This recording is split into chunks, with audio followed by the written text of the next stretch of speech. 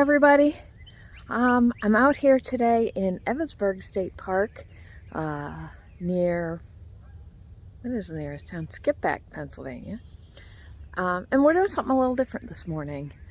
I need to learn how to hang my hammock because as part of my backpacking kit, I am going to shift over to hammock camping. I know from past experience that I am not well suited to sleeping on the ground, and no amount of air mattresses is ever going to make that comfortable for me. So we're going to give hammock camping a try. I have hung hammocks before to hang out in when we were car camping, but I've never done it for camping, hammock camping. And there's a lot of extra steps to this, so we're gonna give it a shot and see how it goes today. So first off, this is my entire shelter and sleep system. This is the hammock itself, this is the tarp, this is my sleeping bag and my underquilt, and this is all of the suspension and stakes and everything that I need to be able to put this up properly. The hammock and tarp are from Dutchware Gear. Dutchware is one of the premier, well, the most recognized names in hammock camping, and he's especially known for the hardware he makes for hanging these, and we'll get into some of that later. But even the other hammock manufacturers often use or recommend using his hardware. So I'm looking forward to learning that. The hammock and the underquilt are from Hang Tight Hammock Gear on Etsy. He does great work, and I love supporting cottage industries. This is a great budget option if you're getting into hammock camping. Both of these pieces together cost as much as one quilt would be from one of the big name manufacturers. So I'm looking forward to trying that out as well. All right, let's start by getting the tarp up. So unless you're fortunate enough to live in a place that has fairly consistent weather, you're gonna need to have some kind of a tarp when you go hammock camping. It's going to rain, it's going to be windy, it's going to snow sometimes when you least expect it. So you don't want to be out on a hammock without any kind of protection. So the first thing you start with is your tarp. Now this probably doesn't look much like a tarp, but what this is it is a 12-foot long tarp that I got what are called snake skins. It's this mesh cover. And then it's real easy to just pull the snake skins over the tarp to make it one long tube, and then you can just hang that tube. So you can see here's this end has the suspension, and we'll get into suspension in a bit, already attached, and they join at the middle. So once I get it hung up, I'll just pull that back. So let me go on to next steps. So the very first thing you need to hang a tarp is something to hang the tarp to. So I have picked out two trees that are about the right distance apart, I think. We'll find out. And so we're going to suspend to that. The next thing you need is the suspension. Now there's a couple of different ways to hang a tarp. You can do what my parents always did, which is you attach ropes to the various grommets and tie those to trees and string them out to wherever you can get them to tie out to make your tarp. And this tarp is set up to do that initially. But there's another way to do it that's a lot easier for hammock camping, called using a continuous ridge line. And basically what it is it's one cord that runs between the two trees, and it has two, they're called prusik knots. They're little loops that work kind of like Chinese finger puzzles, and you can pinch them together and slide them up and down along the ridge line, and then attach your tarp to those.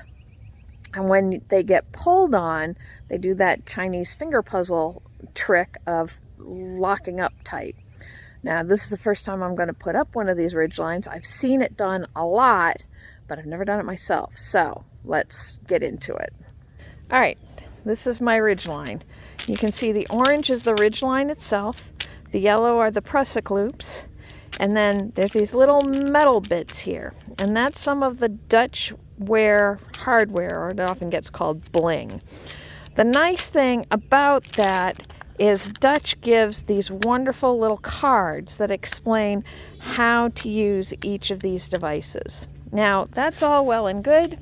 It's incredibly helpful, and I don't learn well from these kinds of instructions. I do better from watching it, so I spent about 2 hours trying to find instructions on how to use all the little bits and bobs we're going to see here today. So I am going to try and film this in such a way that you'll have all of this in one place. All right, this is the first piece of hardware we're going to use. This is a Dutch hook, and it's pretty straightforward. You wrap the cord around the tree and hook it with the Dutch hook and tighten it up to the tree. So let's do that.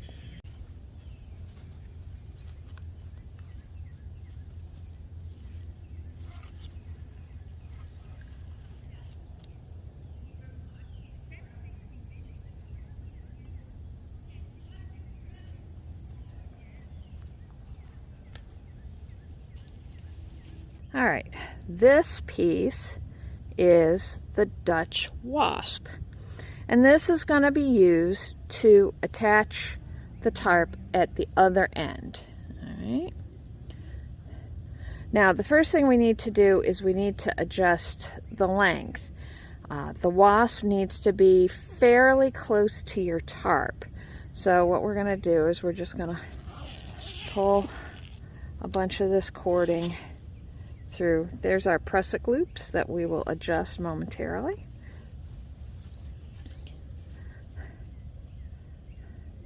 So I'm just pulling it through and pulling it through.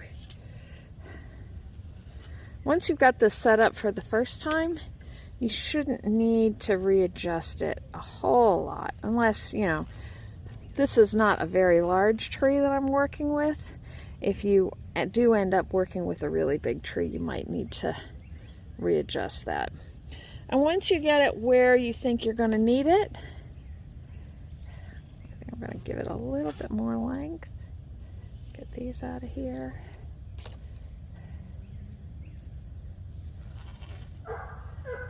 It's hard to remember to keep this under the camera. All right. Let me try that again. All right. I'm going to take the loop here and wrap it around the end and then tighten it. And that's going to keep that from sliding up and down the strand. All right. So that's that set. Now, what we're going to do is we're going to take this and wrap it around the tree and catch it through this hook. All right, like that. And then tighten it until the line is as tight as we want it to be.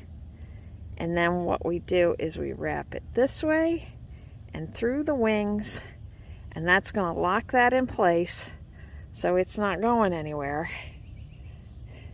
and it's going to hold the tarp up. Now, if you're good at knots, you don't need any of this hardware, but despite all my years in Girl Scouts, I never got good at knots, so I'm really grateful for this hardware. So let's try and put this up and see how we did.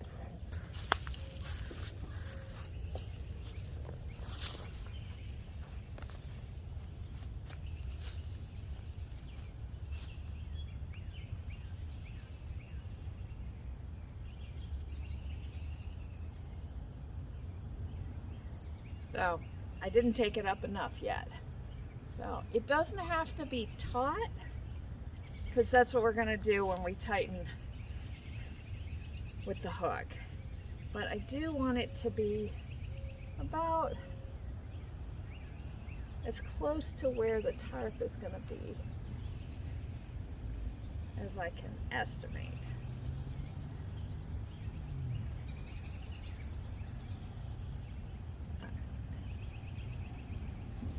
Okay, let's try this again. I'm reaching around. Okay, catch it in the hook and tighten it. Ooh, that tightens a lot. Okay, then around the antenna, through the wings.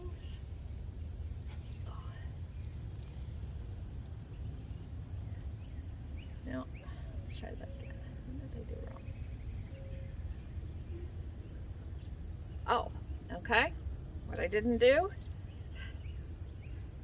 when I tightened the wasp on the length, I didn't catch the loop around the tail. All right, so as we say, lesson learned. All right, so now I'm gonna get that back up. There we go. And tighten it. All right, that's better. And around the antenna and through the wings. There we go.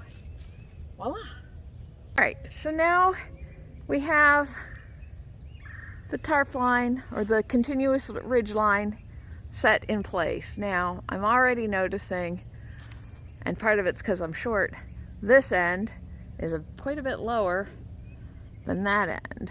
I'm also on a slope, so that's part of it. I'm gonna just kind of give this a nudge up.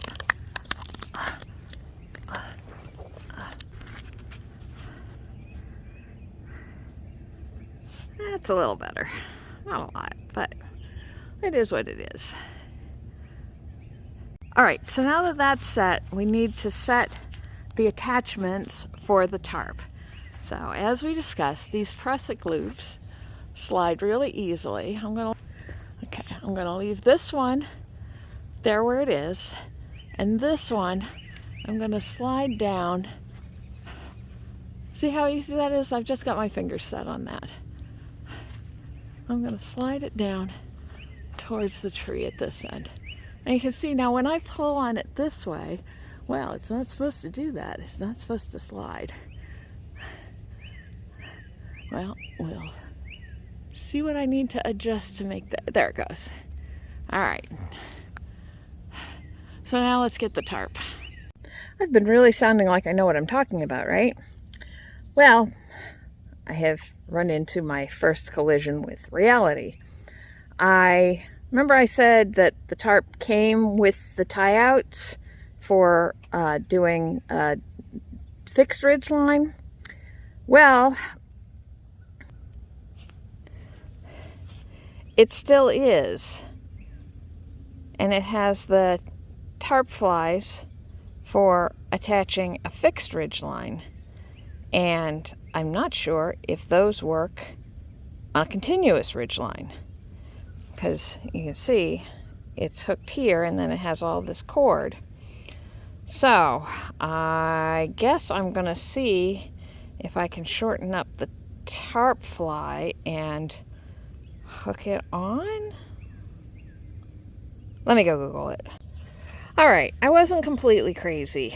I can use the Dutch tarp flies as hooks. Now, I may eventually replace these with the Dutch hooks just because it's easier, but for now, I've bundled up all that extra cording, and I'm just gonna go and hook these hooks on the prusiks. So let's try it.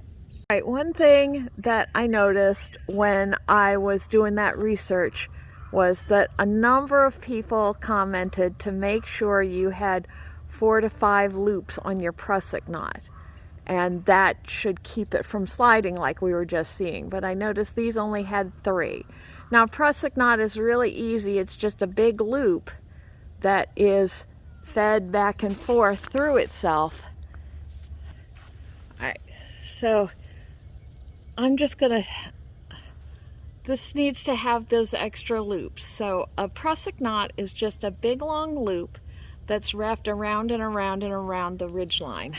So I'm just gonna take this knot and go up and over and back through the loop, making sure that these new strands, ooh, what did I do? Ooh, I did something wrong.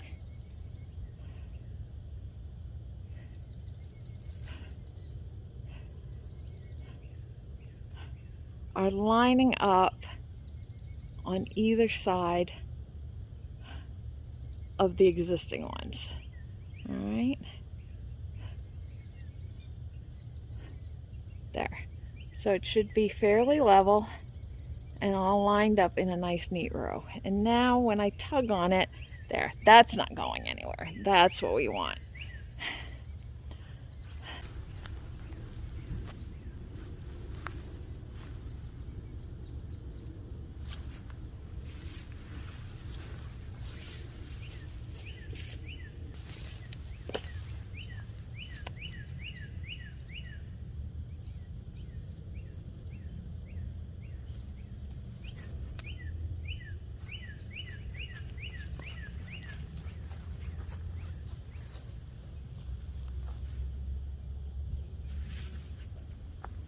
All right, that's as tight as it's gonna go. So now I'll pull the snake skins back.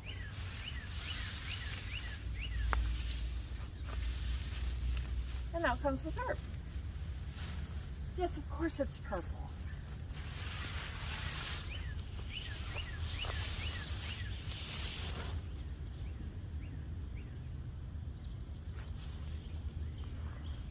The nice thing about using the continuous ridge line is you can see this isn't tight enough. I don't have to untie either end to tighten it up. All I have to do is grab the prusik knot and slide it, and that'll tighten it right up. And if I need to, I can tighten the ridge line as well to even it out as I get a feel for it. So that's it for putting the tarp up. Now, normally at this point, what we would also do is stake it out.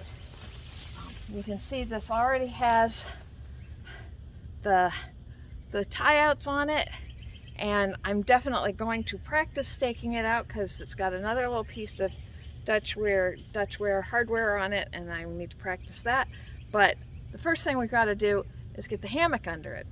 So I'm just going to flip this over the ridge line.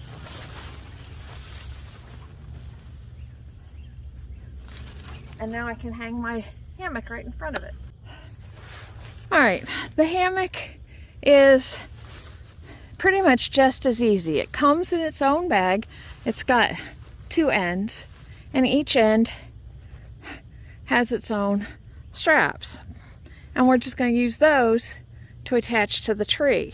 Now, how do we attach it to the tree? Well, that's what the suspension is for. And you may have had some of these on your casual hammock that you use for your backyard or for day hikes or whatever. It's just a polyester strap that has the loops sewn in it every 1.5 to 2 inches. And this comes, unsurprisingly, seeing as this is Dutchware, with another piece of Dutchware hardware. And this is the piece that I spent 2 hours doing research on because I couldn't figure out how to use it. It came in the bag, both of them, just like this. Well, okay, what do I do with it? And I just couldn't figure out that it was the simplest solution you could think of. So I fought with it for quite a while trying to figure out. All you do is you slip this through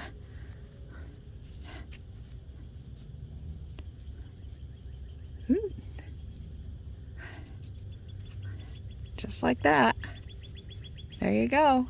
And then those red cords are just gonna fit right around that, and voila, your hammock is hung. So let's get this on the tree.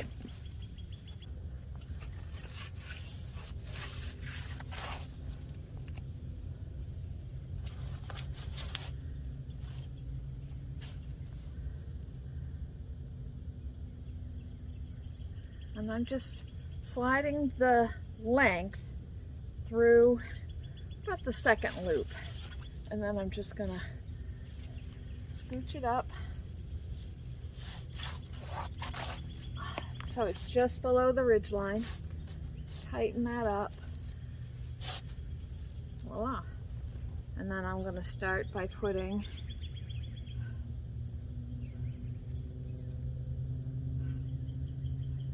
through and like there. All right. And I'm going to do the same thing on the other end.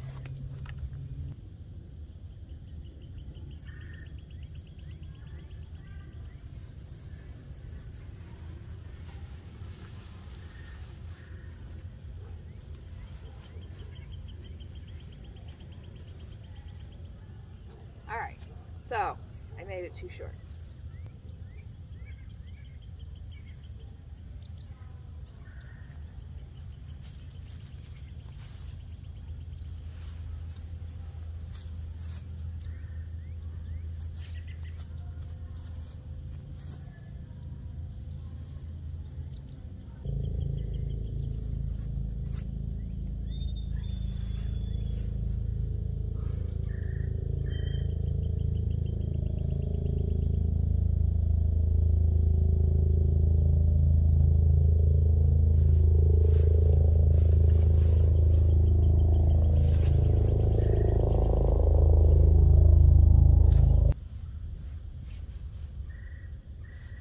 I did it backwards.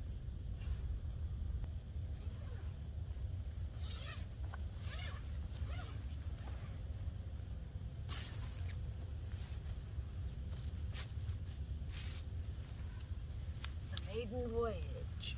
Yeah. Oh.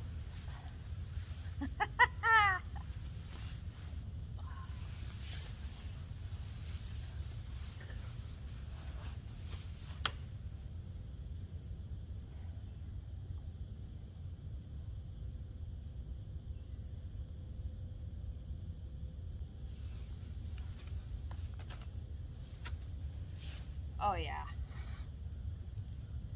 All right, so that might be a little bit low, but part of that's because I'm short and I can only get it up so high. So that'll be a practice thing, but it's incredibly comfortable right from the jump. I really like that. And you can see it's got all these little hooks and things on the inside and the outside, and some of those we're about to explore, and some of them are just for attaching gear or whatever you need. This is the hammock ridge line, and you can hang stuff off of that. There are all kinds of bags and 3D printed gadgets to hang your cell phone on, all sorts of things. So you can keep everything organized inside your bag, inside your hammock while you're sleeping. I always thought that a hammock had to be pulled tight, but no, that's not what you want. You want the hammock to hang at a 30 to 35 degree angle. The best way to check that is to do this against the straps, and if it touches here and here, then you've got a good hang. I think I'm pretty close, so we're gonna go on to the next step. So the one problem with sleeping in a hammock, and you may have experienced this yourself, is as you're laying there and the breeze is blowing and feeling nice, eventually you get a really cold backside. And that's because literally the breeze is taking the heat out of your behind through the fabric and cooling you down. Now, you can't sleep like that. It's just not comfortable. So, but you also can't just put a sleeping bag in your hammock and expect that that's going to keep your underside warm, because as you're laying on it, your body is compressing the sleeping bag fabric, so it's killing the insulating properties of your sleeping bag. So you're still going to have the exact same problem. Now there are a couple of ways to solve this. One is to use a sleeping pad, put it inside the hammock, lay down on that. There you go, you've got your insulation. I don't like sleeping pads. I've had really bad luck with sleeping pads. I don't trust sleeping pads. And I want the give of the hammock. So I went with an underquilt. And an underquilt is just what it sounds like. It is a sleeping bag for the underside of your hammock. Like I said, this one comes from Hang Tight, and it's very straightforward. It has hooks on either end, and I'm going to figure out where you hook them.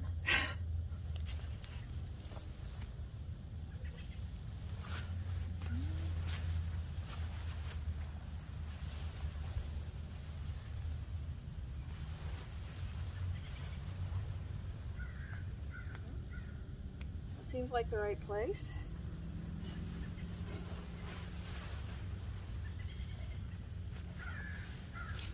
There.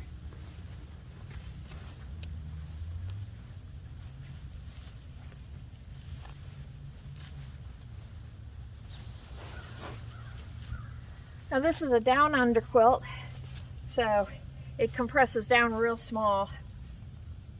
And over time, as it's out, it'll puff back up. And that has a 20-degree rating, so it'll be good down to about 20 degrees, maybe a little colder. I'm not camping when it's probably colder than 40, so that's more than I need. And when it's going to be really chilly, this is open right now, so it'll get some cross ventilation in. But if it's really going to be chilly, I can tighten this end up however much I need on both sides. Close that off, and that'll keep that breeze from coming in. All right.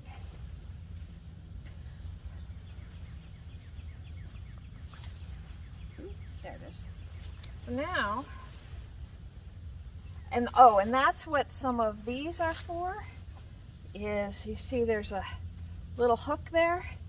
Now I can just attach those hooks to my underquilt, and that's going to keep that in place.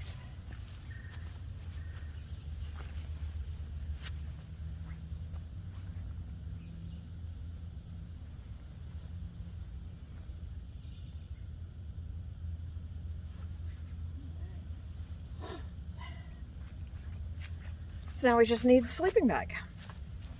So as we talked about, sleeping bags are pretty useless in a hammock because you can't use the under part. So what a lot of hammock campers use, and a lot of thru hikers use this too because it's reduced weight, is called a sleeping quilt. And basically it's a sleeping bag that doesn't have a back on it. So you can see this quilt has a sewn foot box, so it has a place for me to put my feet. And then it's just a blanket. I'm going to put that in my sleeping bag or into the hammock. And there we go. I'm done. Everything's set, except for finalizing what I'm going to do with the tarp. Now, if it was a nice night, I could leave the tarp all bunched up inside the snake skins. I've got my bug net. I can zip that shut. I can lay in my hammock and watch the stars and watch the trees waving overhead. Another thing I could do is I could stake out the tarp on one side, leave the other side flipped over, and then I can still see out. But if it starts raining, all I have to do is jump out, flip this over, and just stake two corners instead of having to stake out the whole thing. But let's take a look and see what the whole thing looks like staked out. All right. So, unsurprisingly, since this is a Dutchware product, this comes with more hardware. This is called a tarp worm. Okay? And it actually is incredibly easy. You see the corner of the tarp has an elastic on it. And I'm going to attach this hook to that. I'm going to shove a stake in the ground through a loop at the other end of the cording. And then I'm just going to cinch it up using the tarp worm. Let me show you. And all we have to do, once you tighten that up, is the length that you're pulling, you're going to twist it so that the live cording twists underneath. You're going to stick the tarp worm through that loop and tighten it. And if I do it right, under and through, if I do it right, it makes a knot, and now that's not going anywhere. So let me show you.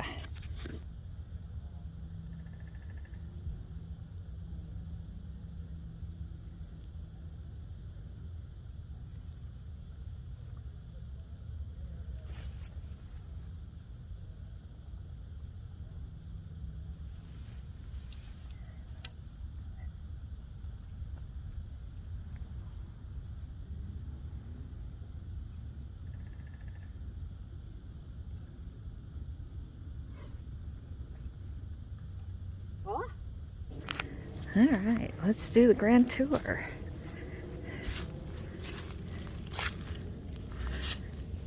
See, nice and cozy.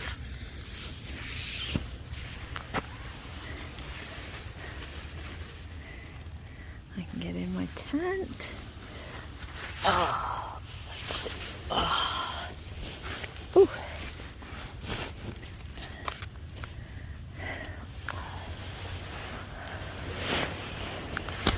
Whoop.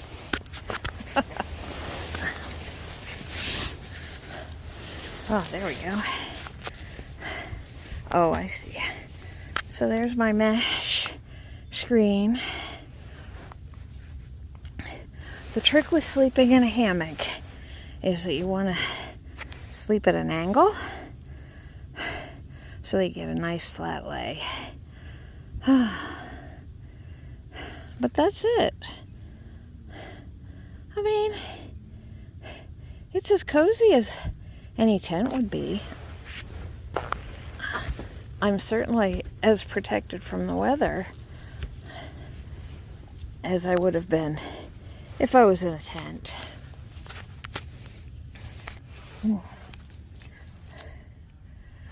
Oh yeah, this is nice. This is very nice. Now, I need to be taking into consideration things like what direction's the wind coming from, because I don't want the wind coming right in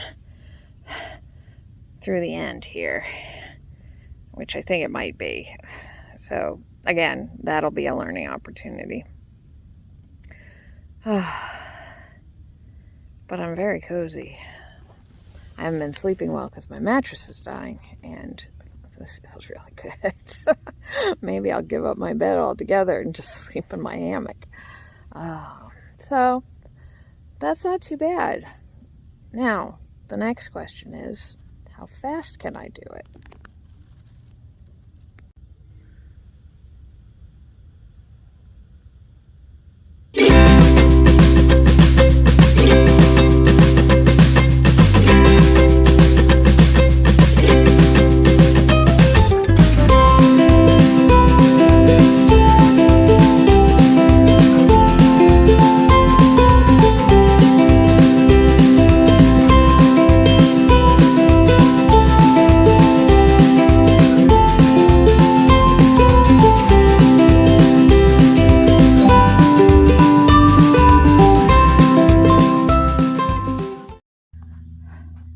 So that took me about 10 minutes, and that's even with the tangled ridge line, which there's no excuse for that. I'm a knitter. I know how to keep track of lines. I have to do better. So, 8 to 10 minutes to set up my entire camp. That's not bad. And then I can instantly take a nap because it's really, really comfortable. And I think that's what I'm going to do now. Maybe I'll record taking it down so you can see how long it takes to take down. But I'm not going to do that right now. So that was a good experiment. Thank you all for coming along with me. I feel like I'm a lot more secure in this part of my first backpacking trip. The rest of it we'll have to see out on the trail. My first overnight as a backpacker, if all goes well, is going to be the weekend of April 17th, assuming I don't have bad reactions to my second COVID vaccine. Fingers crossed. Yay, vaccines. I've got one more gear video to go before I go out, which will be what I'm taking in my pack. And we'll have a couple more regular hikes. So again, thanks for coming along. If you have any questions, post them in the comments. And I will talk to you next time. Bye.